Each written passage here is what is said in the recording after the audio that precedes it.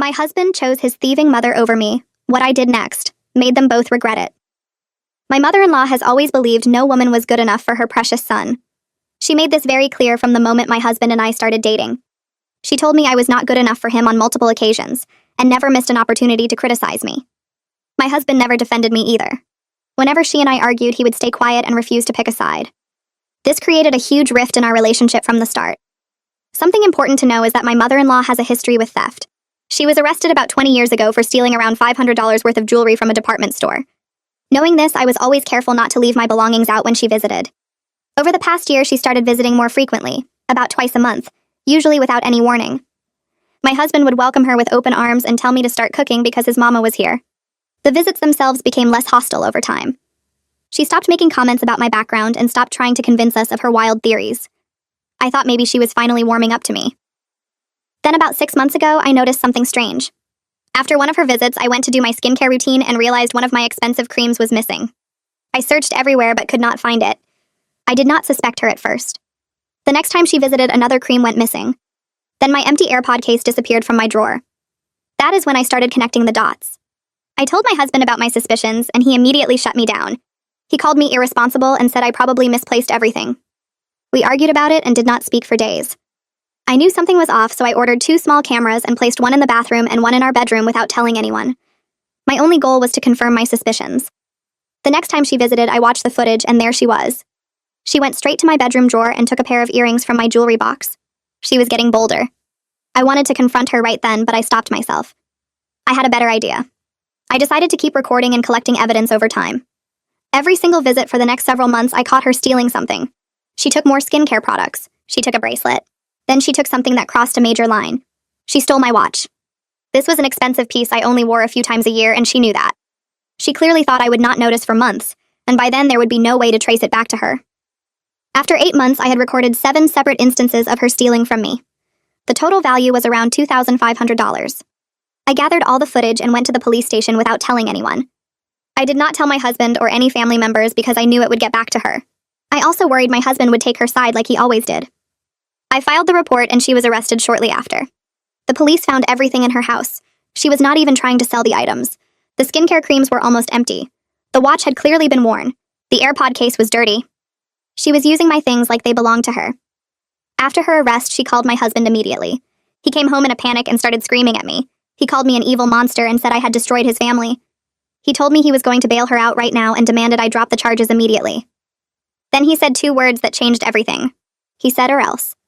I looked at him and told him very calmly that if he bailed her out, we were done. He stared at me for a moment and then grabbed his keys and walked out the door. He drove to the station and bailed her out. He stayed at her house that night. The next morning, I woke up to dozens of missed calls from his family. His aunts and uncles were calling me horrible names and telling me I had torn the family apart. His sister sent me a long message saying I should be ashamed of myself for doing this to an old woman. Not a single person asked me what she had done to deserve it. Not one person wanted to hear my side. My husband finally called me that afternoon. He told me his mother was devastated and that I needed to fix this. He said if I dropped the charges and apologized to her publicly, he would consider coming home. I laughed. I actually laughed out loud. He asked me what was so funny and I told him to check his email. I had already sent him the footage. All 7 clips. Every single thing his mother stole caught on camera clear as day. The line went silent. Then I told him one more thing. I told him I had been to see a lawyer that morning, and what I found out about our assets made his mother's arrest look like a small problem. He tried to say something, but I hung up. I sat at my kitchen table with papers spread across every inch of the surface. The financial documents Marcella requested covered everything from credit card statements to bank records. My hands moved through the stack slowly at first. Then I found something that made me stop breathing. 3 credit card accounts I never opened. 3 cards in both our names that I knew nothing about. I pulled each statement closer and added up the balances in my head. $47,000. The number felt impossible. I read through the charges and saw restaurants I never went to, hotels in cities I never visited, cash advances taken out over and over again. My phone sat next to me and I grabbed it with shaking fingers. Marcella answered on the second ring. I told her what I found and she went quiet for a moment. Then she spoke in that calm attorney voice that somehow made me feel less like I was drowning. She told me to photograph everything right now. Every single page, every statement.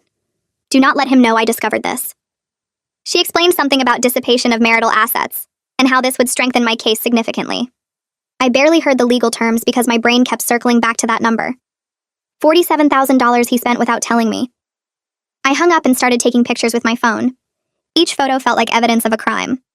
After I finished, I went straight to my laptop and logged into our bank accounts. 6 hours disappeared while I went through every transaction from the past 2 years. I found withdrawals from our joint savings that I never made. Small amounts at first, 200 here, 300 there, always just under some threshold that would trigger a notification. I started a spreadsheet and tracked every single withdrawal. The total came to $18,000 taken in tiny pieces over 8 months. He had been stealing from me slowly and carefully, making sure I would not notice until it was too late. My phone buzzed with a text from Joanne asking if I was okay. I typed back that I needed help and could she come over. She replied immediately that she was leaving now. I kept working through documents until I heard her car in the driveway. She walked in and found me sitting in a nest of printed bank statements with tears running down my face. She did not ask questions right away. She just went to the kitchen and made tea. Then she sat down next to me and helped me organize everything into folders while I explained what I found. The credit cards, the missing money, the pattern of theft that went back years. She listened and sorted papers and told me I was doing the right thing by documenting everything. My husband started calling around 8 that night. The first call I ignored, then the second. By the time he hit 17 missed calls, I turned my phone to silent. Joanne stayed over and we set up the guest room for her. Around midnight, we heard his car pull into the driveway. The front door opened and closed. His footsteps went up the stairs. He tried my bedroom door and found it locked. I heard him stand there for a minute before walking to the guest room. Joanne and I did not speak. We just listened to him moving around the house like a stranger.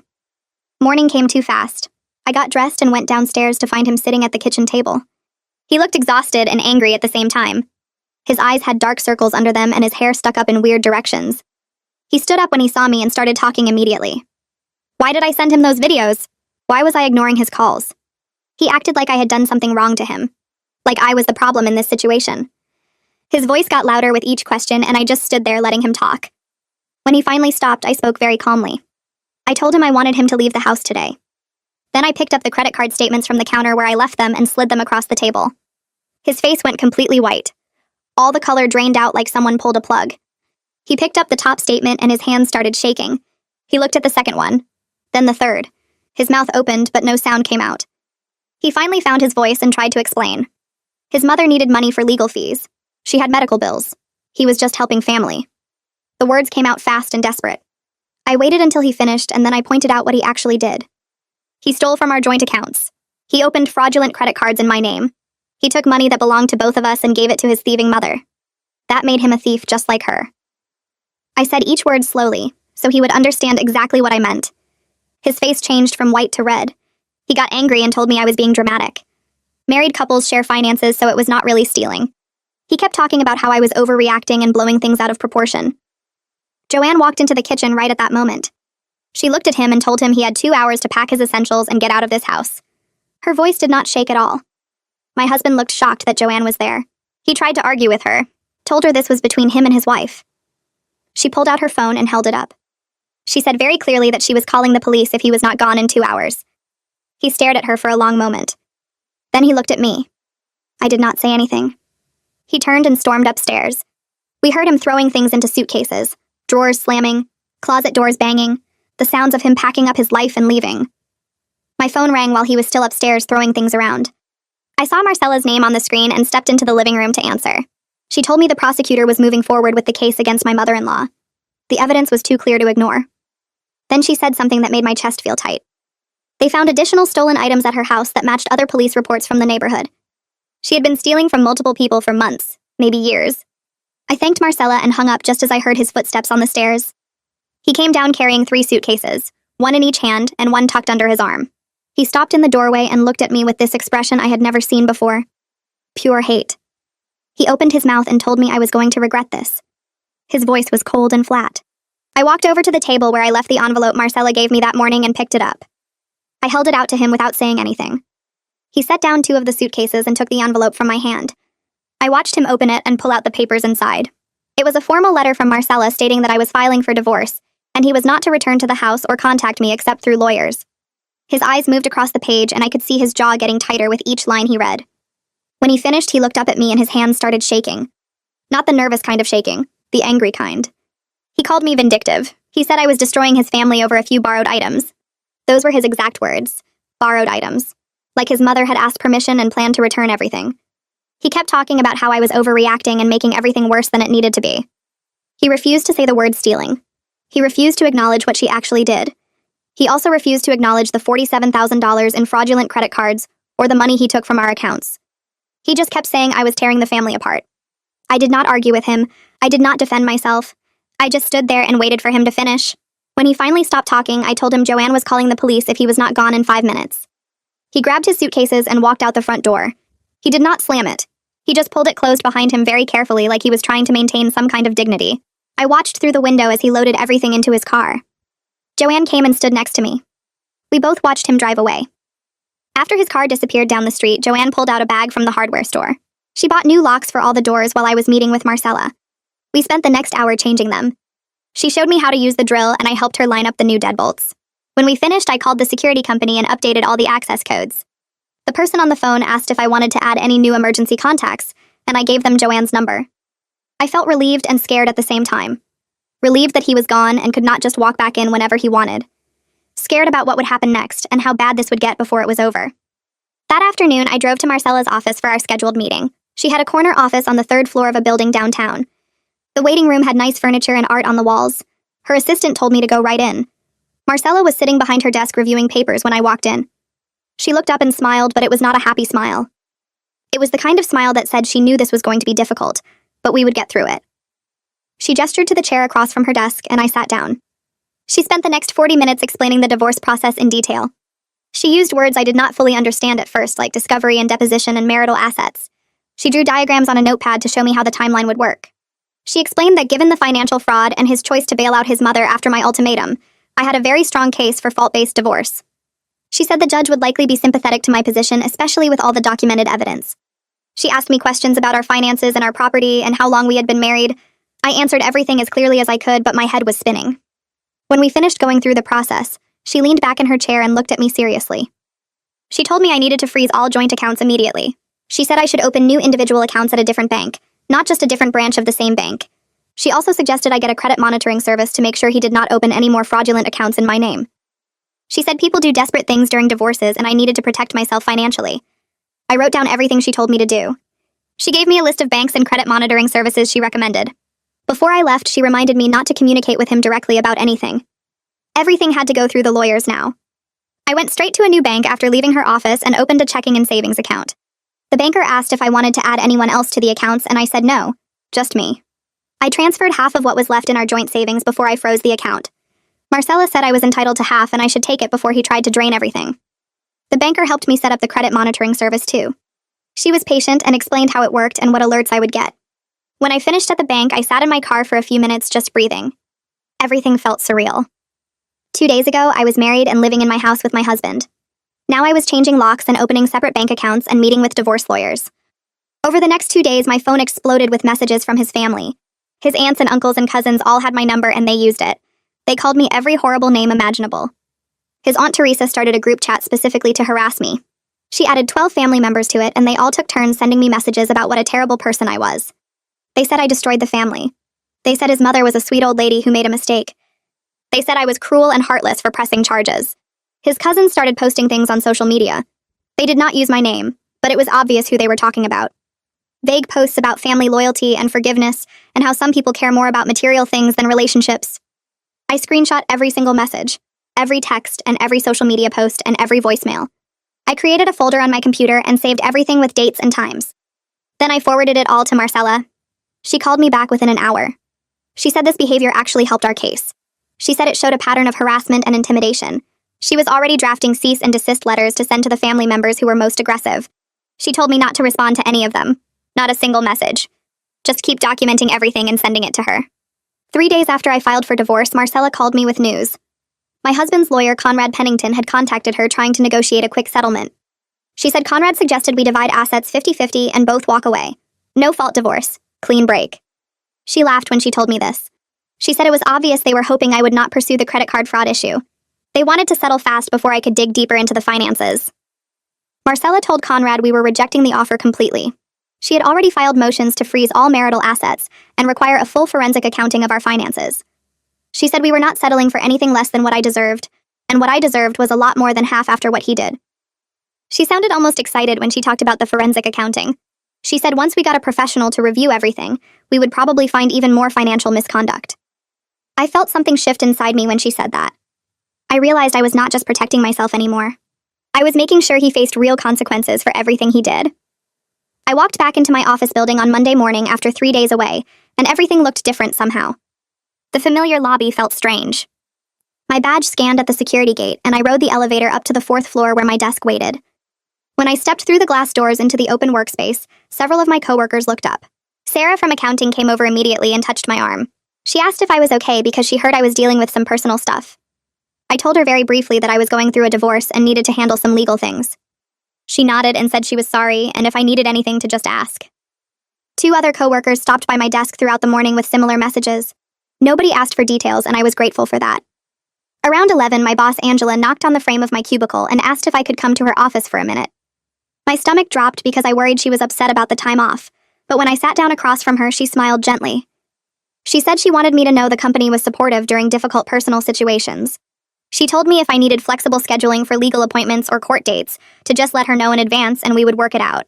I thanked her and felt some of the tension leave my shoulders. At least my job was secure while everything else fell apart. That afternoon, my phone rang while I was reviewing a contract, and I saw it was a number I didn't recognize. I almost let it go to voicemail, but something made me answer. The voice on the other end introduced himself as Detective Bryce Thornton from the police department. My heart started beating faster. He said he was calling about my mother-in-law's case and wanted to update me on the proceedings. She had rejected the plea deal the prosecutor offered her. Her attorney apparently planned to argue at trial that she had permission to take my belongings. I actually laughed out loud at that and apologized immediately. Detective Thornton said he understood my reaction because the video evidence made that defense completely ridiculous. He explained the case was now scheduled for trial in about 3 months, and I would need to testify. He said the prosecutor would contact me soon to prepare, but he wanted me to know the evidence was very strong. After I hung up, I sat staring at my computer screen for several minutes. The idea that she would claim I gave her permission was so absurd I couldn't process it. I had video of her sneaking into my bedroom and taking things from my drawers when she thought nobody was watching. Saturday afternoon, Joanne picked me up and drove us to a restaurant across town that I had never been to before. She said we needed to get out and do something normal. We got a table by the window and ordered appetizers and drinks. Joanne looked at me seriously and made me promise not to isolate myself during this whole process. She reminded me that I had friends and family who supported me even though my husband's family had completely turned against me. She said isolation was what abusers wanted and I couldn't give them that satisfaction.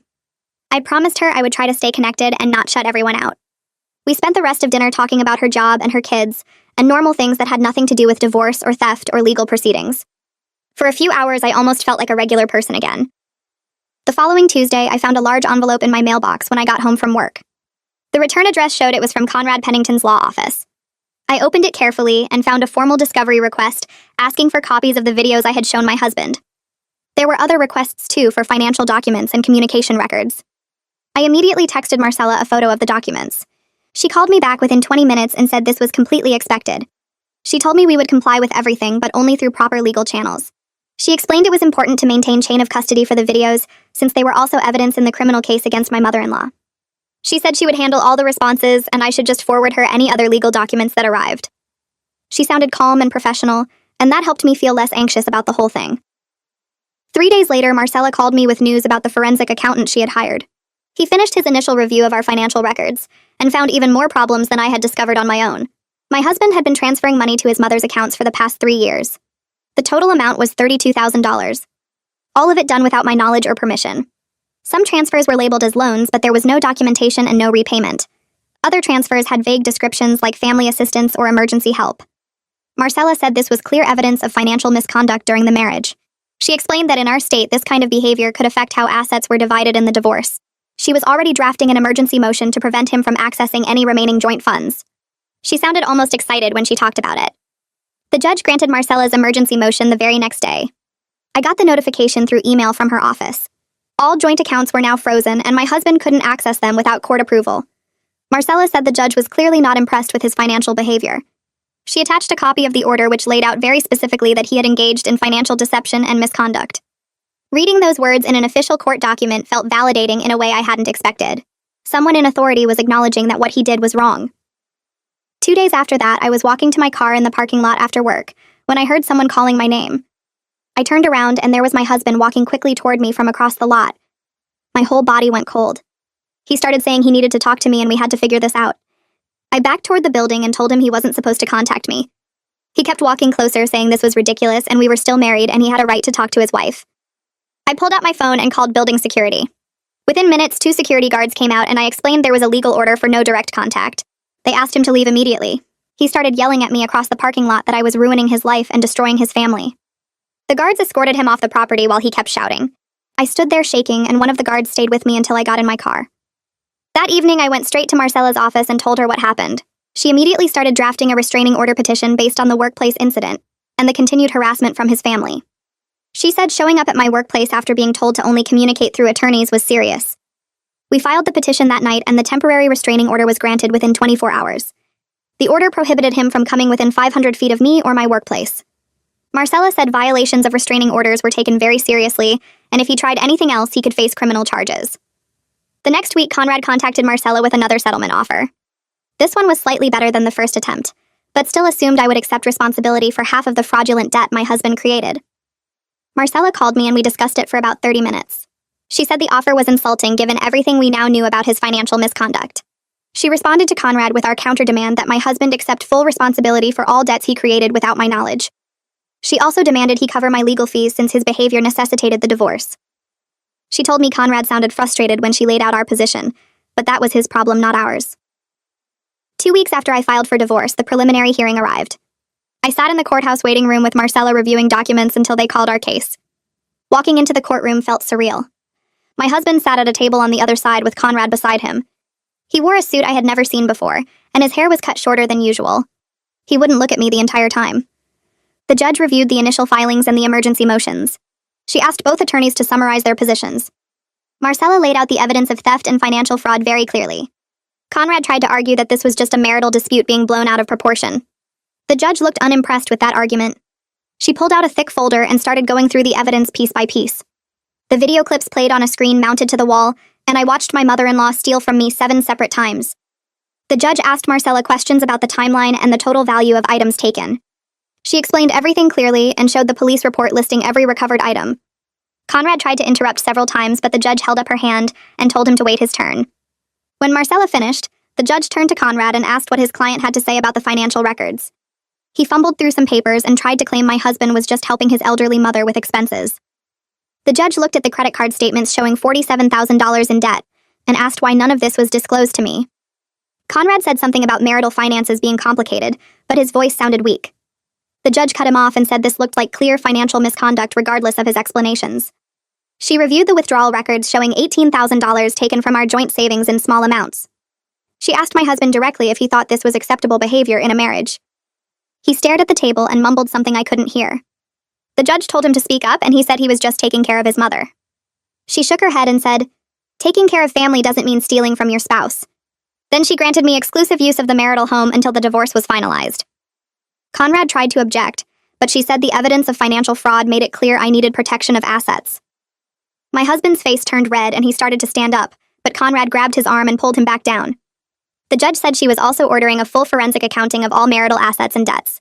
She wanted a complete picture of where money went over the past 3 years. Marcella thanked her and we gathered our papers and left the courtroom. I could feel my husband staring at me as we walked out, but I didn't look back.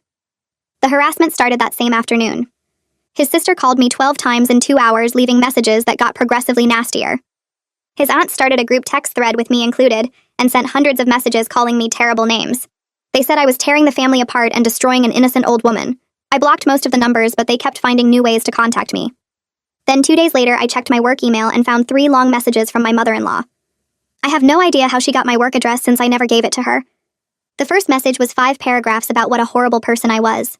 She said I had always been jealous of her relationship with her son. The second message accused me of planting evidence and setting her up. The third message threatened to sue me for emotional distress and defamation. I printed all 3 emails immediately and called Marcella. She told me to forward everything to her, and also send copies to Detective Thornton. I spent the next hour forwarding dozens of harassing messages from various family members. Marcella called me back that evening and said this was actually helpful for our case.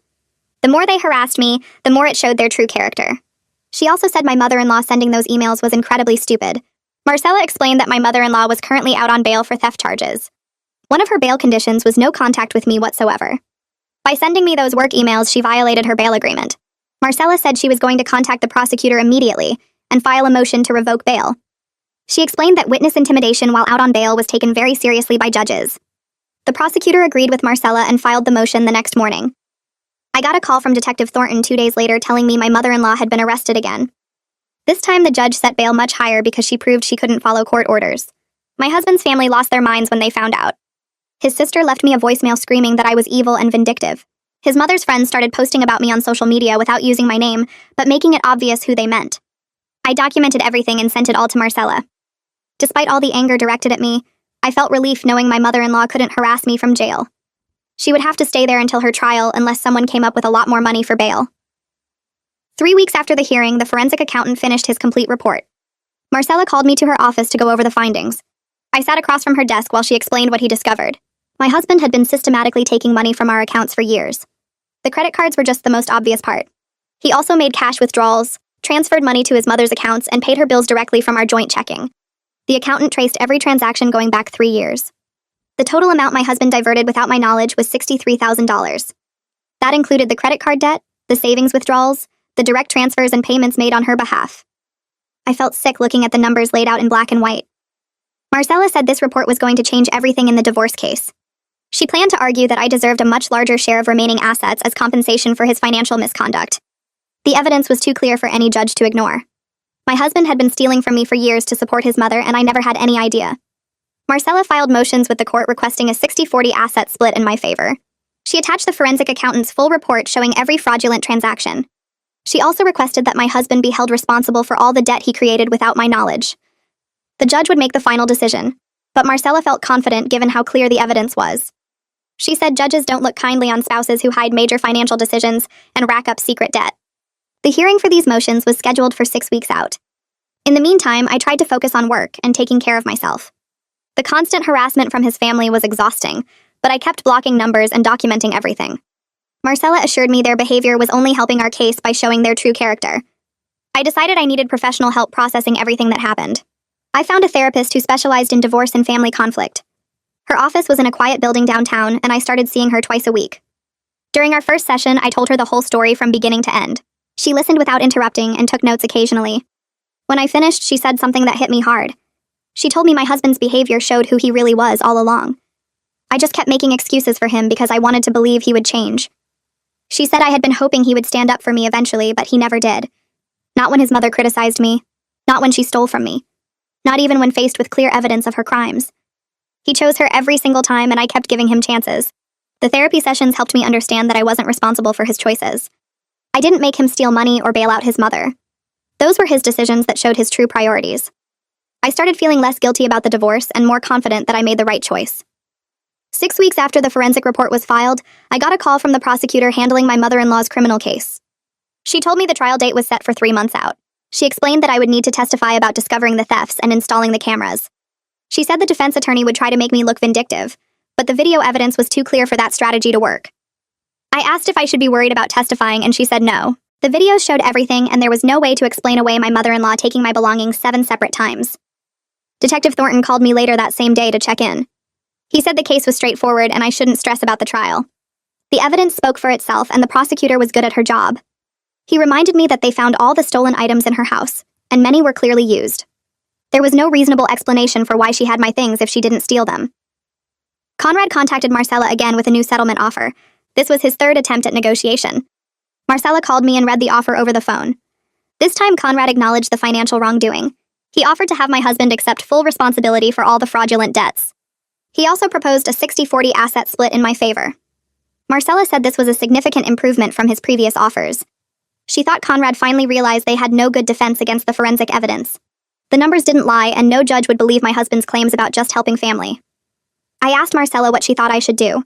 She said we needed to discuss it carefully before making any decision. We met at her office the next afternoon to review the settlement offer in detail.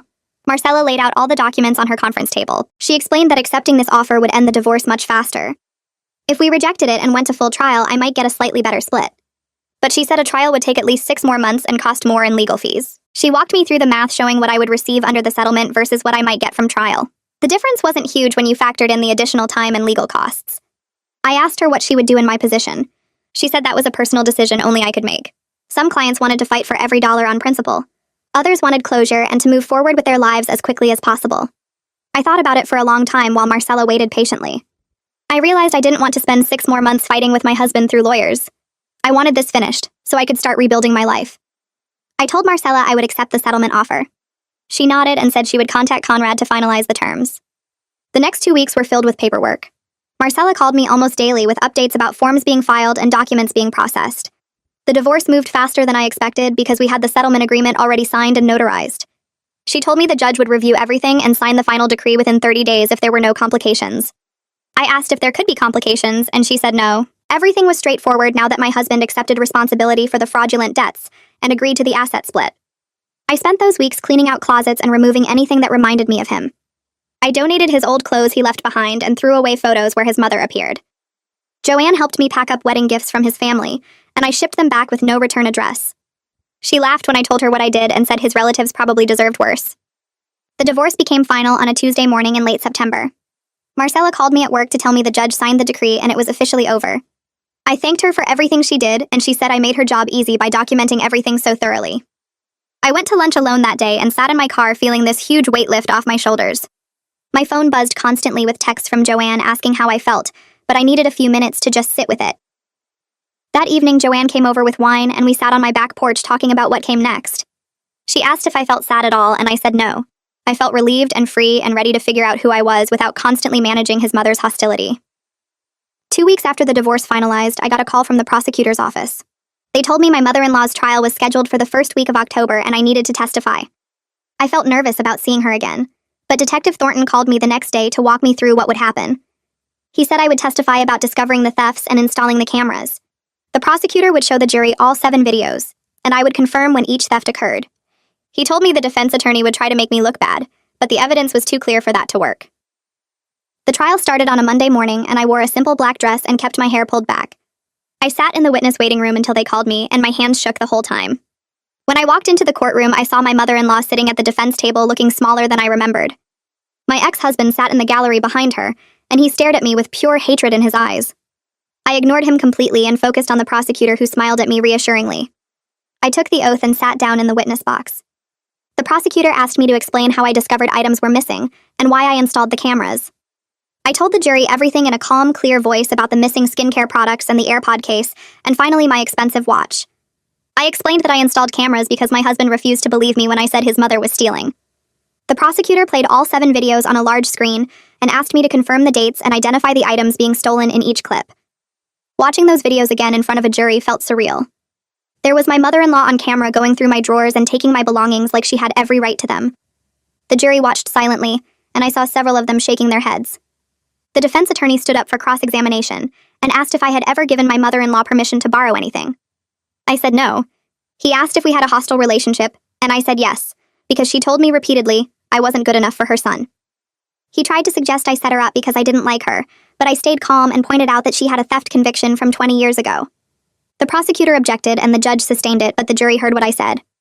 After I finished testifying, I was allowed to stay and watch the rest of the trial. My mother-in-law took the stand the next day and claimed she thought I had given her permission to borrow things. The prosecutor asked her why she never returned anything and why she hid the items in her house. She stumbled over her answers and started crying, saying I had always hated her and wanted to destroy her relationship with her son. The prosecutor showed the jury that the skincare products were almost empty, and my watch had been worn multiple times. He asked how borrowing something worked if you used it all up and never planned to return it. She had no good answer. The jury went out to deliberate on Wednesday afternoon. I sat in the hallway with Joanne, who took the day off work to be there with me. We waited for less than 3 hours before the bailiff called us back in. The jury found my mother-in-law guilty on all counts. She started sobbing loudly, and my ex-husband jumped up yelling that this was all my fault. The judge threatened to hold him in contempt, and he sat back down. The sentencing happened 2 weeks later. The judge sentenced my mother-in-law to 18 months in jail and ordered her to pay full restitution for everything she stole from me and from other victims in the neighborhood. Apparently, the police found items belonging to 3 other neighbors when they searched her house. The judge said she showed no remorse and clearly felt entitled to take whatever she wanted. My ex-husband glared at me from across the courtroom like I personally put her in jail instead of her own actions. I walked out of the courthouse that day, and Joanne was waiting for me on the steps. We went to lunch at this little cafe I loved, and she ordered champagne even though it was noon on a Thursday. She raised her glass and said, "Here's to justice and new beginnings." I clinked my glass against hers and felt genuinely happy for the first time in months. Over the next few weeks, I started redecorating my house to make it feel like mine. I painted the bedroom a soft blue color I always wanted, and bought new bedding that didn't remind me of him. I replaced the couch we picked out together with one I chose myself. Joanne helped me hang new artwork, and we rearranged furniture until everything felt different. I reconnected with friends I had drifted away from during my marriage. Sarah and Michelle came over for dinner one Friday, and we talked for hours about everything that happened. They both admitted they never liked how my husband treated me, but didn't know how to say anything. Sarah said she noticed I always seemed anxious when his mother visited, and she wished she had spoken up. I told them it wasn't their fault, and I was just glad to have them back in my life. My ex-husband's family kept posting things on social media about ungrateful daughters-in-law and how some people destroy families. I blocked every single one of them and refused to engage. Marcella told me unless they directly contacted me again, it was better to just let it go. A letter arrived from the restitution office about 6 weeks after the sentencing. It said my mother-in-law started making payments from jail through her work program. The amount was only $40 a month, but seeing that first payment felt validating. She was actually being held accountable for what she did, even if the payments were small. 3 months after the divorce finalized, I woke up one Saturday morning and realized I felt genuinely happy. I wasn't anxious about unexpected visits or walking on eggshells trying to avoid conflict. I could do whatever I wanted in my own house without worrying about criticism or judgment. I made coffee and sat on my back porch watching the sunrise and felt this deep sense of peace. Joanne called me that afternoon and said she thought I was ready to start dating again. I laughed and said I didn't know about that, but she insisted I should at least try. She helped me set up a profile on a dating app, and I started talking to a few people. It felt strange at first, but also good to meet people who treated me with basic respect. I went on a few casual dates and wasn't looking for anything serious, but I enjoyed getting to know new people who had no connection to my past. I spent the next 18 months working through my finances piece by piece. Every month, I made payments on the debts that were actually mine, and watched my credit score slowly climb back up. The forensic accountant's report sat in my filing cabinet like a shield, protecting me from any claims that I should pay for what my ex did. The bank tried to come after me for one of the fraudulent credit cards, but I sent them copies of the report and the divorce decree. They dropped it within 2 weeks. I opened a savings account and started putting money away again, something I couldn't do for years while my ex was draining everything. Watching that balance grow felt better than I expected. I found a legal aid organization through a friend who worked in social services and asked if they needed volunteers. They paired me with people going through divorces who suspected financial abuse but didn't know how to prove it. I showed them how to check for hidden accounts and unauthorized credit cards. I explained how to document everything and keep records the courts would accept. One woman started crying when I helped her find 3 credit cards her husband opened in her name. She thought she was going crazy when bills kept showing up. I told her exactly what to do and who to call. 6 months later, she sent me a card saying the judge ruled in her favor and her ex had to take all the fraudulent debt. Helping other people felt like taking something terrible that happened to me and turning it into something useful. 2 years after I first found my skincare cream missing, I met someone at a work conference who didn't know anything about my past. We started talking during a lunch break and ended up getting coffee after the sessions ended. He was funny and kind, and when I mentioned I was divorced, he just nodded and said he was too. We started dating slowly, just casual dinners and weekend hikes at first. The first time his mother made a comment about me being too independent, he shut it down immediately. He told her that he liked that about me, and if she couldn't be respectful, she could leave. I almost cried right there at the dinner table. His sister tried to guilt him about a family obligation once, and he simply said no without explaining or apologizing. Watching him set boundaries with his family showed me what I deserved all along. He never made me feel like I had to choose between him and my own peace. We moved in together after dating for a year, and his family accepted it without drama. The contrast to my marriage was so stark, it felt like living in a completely different world. Last month, I refinanced the house entirely in my name. I sat at the closing table signing papers and realized this was the final piece. The house was mine, the debt was handled, my credit was rebuilt, and I had a partner who actually respected me. I kept every single video file and document from the case in a fireproof safe. Sometimes I think about my ex and his mother and wonder if they learned anything. Then I remember it doesn't matter because they're not my problem anymore. I got justice through the courts, protected my assets through good legal help, and built a future doing exactly what I wanted. The people who never valued me are gone, and I'm better off without them.